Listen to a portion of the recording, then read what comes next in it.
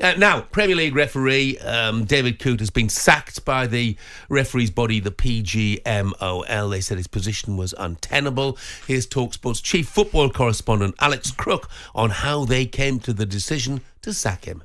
The first video that we saw was David Coote making some X-rated comments about Liverpool and their manager, Jurgen Klopp. Then there was a second video that emerged allegedly from a UEFA hotel during the European Championships last summer of Coote snorting white powder. And we've also had allegations of some messages that David Coote exchanged online talking about a player that he booked in a championship game and asking somebody, I hope you got on. So, yeah, some serious allegations against David Coote, and I think probably the only action the PGMOL could have taken.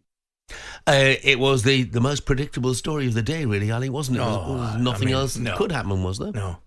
Probably the biggest question would be, why did it take so long? Mm-hmm. To be honest, I know they've got to go through the procedures and got to be very, very thorough. I get that, I understand that totally. But I just, whoever had it in for him didn't have it in for him.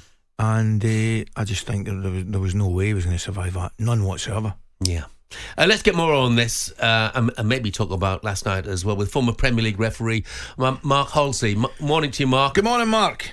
Good morning, guys. How are you? Yeah, well, very thank good, thanks, you, mate. Now, look, David Coote, how much damage has he done to the reputation of referees in this country? Yeah, listen, you could argue he's done a lot of damage to referees, especially those all the way up from grassroots all the way up to the top, really. Obviously, there's lots of people questioning the integrity of match officials at the present time, which for me is unfounded. You can never question the integrity of a match official who goes out and referees to the best of their ability. But listen, it's such a shame for David. He must be in turmoil at the moment. He's made mistakes. He's made errors. Some of these things go back many, many years. But it always seems to surface, doesn't it? And I imagine he was horrified to when the videos come out on social media. I don't know. Everybody's saying it was inevitable that what was going to happen to him was going to be sacked. But listen, we all make mistakes in our life, don't we? I've made many mistakes in personal life, and I'm sure you guys have. But you look at it, and you look at professional sportsmen. They make mistakes. They get suspended for many months. Was that another way around? I don't know. To help him through it. I don't know. It's not nice to see someone lose their job, especially a professional referee who had many years ahead of him. I don't think there's any doubt about that. And if he needs help, Mark, he should get it. Of course he should. Yeah. Getting back to the reputation of referees, I'll be honest with you, mate. I think if we start going down the route that we think the game's corrupt and referees, I think we've got nowhere to go. We're as well thrown in the towel. We're as well chucking it. I honestly believe, and I have done, and I will do for the rest of my life, that all referees attempt to do an honest job, and they're just like ourselves. They make mistakes, mate. And if we think otherwise, well, the game's gone. There's no hope for us. Yeah, I absolutely agree with you, Ali. You can question performances. You can question the way they go about their task and on decisions. But like you say, you can never. No match official in England is corrupt. Absolutely not. And for people to suggest that, for me, is absolute nonsense. They go out there, like you say, referee to the. At the moment, we haven't got the best bunch of referees at the highest level, and everybody knows that. But they go out there and referee to the best of their ability. I mean, just talking about the first video, Mark, the one with the criticism of Jurgen Klopp. Now, I'm sure every referee will have managers, players, clubs that they don't like. I just wonder, should referees have to make any issues that they have with managers known to the PGMOL confidentially, so that they aren't actually given games? For instance, David Coote, don't give him games that Jurgen Klopp was involved in. Well, listen, we all talk amongst ourselves when we get together about these sort of things. We've all had those conversations with ourselves about managers and players.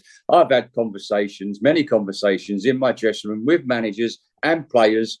I even nearly come to, I had a massive argument with Ashley Cole. He would tell you we had a massive row in the tunnel at Birmingham, Chelsea.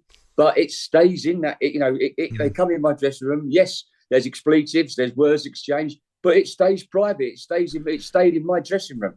And these things do take place. It's passionate. You've got to understand that players are very passionate about the game. And we've got to understand that. And I think sometimes referees don't understand what players and managers, the frustrations they go through. I mean, you take last night, West Ham Wolves, the manager at Wolves, what he went for, decisions that didn't go his way. I thought the second goal that was a clear foul. I watched it live and I thought, how's John Brooks not given that as a foul when the fall was all over the Wolves defender. Mm-hmm. So listen, look, I think we have to understand the pressures that players and managers are under, and as I said before, that. Well, Mark. I think we've lost Mark. We've lost him in mid-flow, but we got the message there. These sort of things, issues between managers and officials, they do go on. Of course they but do. Generally, the thing here was that it became made public, rather than was kept in private. I thought, listen, but we have not to think these things happen. Of course they do. I've been involved. I've seen it. It happens all the time, and I do think, like back in the day. And I don't know if it is now because I'm not playing the game. But back in the day, you could talk to the referees, and they'd have a bit back with you, and they'd say no, whatever it'd be, and you could discuss them. You could with Mark Halsey when he was refereeing. Yeah, of course, which can only be a good thing.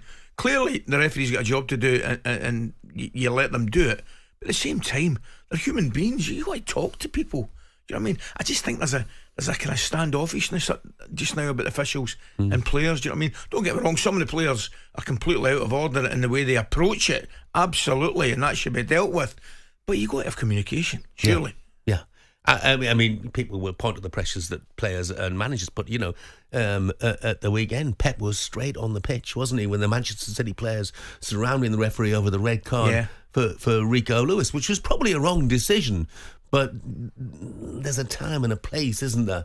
To do that sort of thing. Yeah. And maybe it wasn't the time and the place. Look, I mean, as far as David Coote is concerned, Mark's right. He's made a mistake. He made a big mistake. Yeah. It's cost him his career. All you can do is hope that he is okay, gets the necessary support. And who knows? Who knows in years to come? Bobby Madley, I think, he had to go abroad to rebuild his career. Right. And then he's come back. So we're all saying there's no way back. You never know. You never know. You never really know. talkSPORT Breakfast, waking you up Monday to Friday morning from 6 a.m. on AM, on DAB, via the talkSPORT app and on your smart speaker. talkSPORT.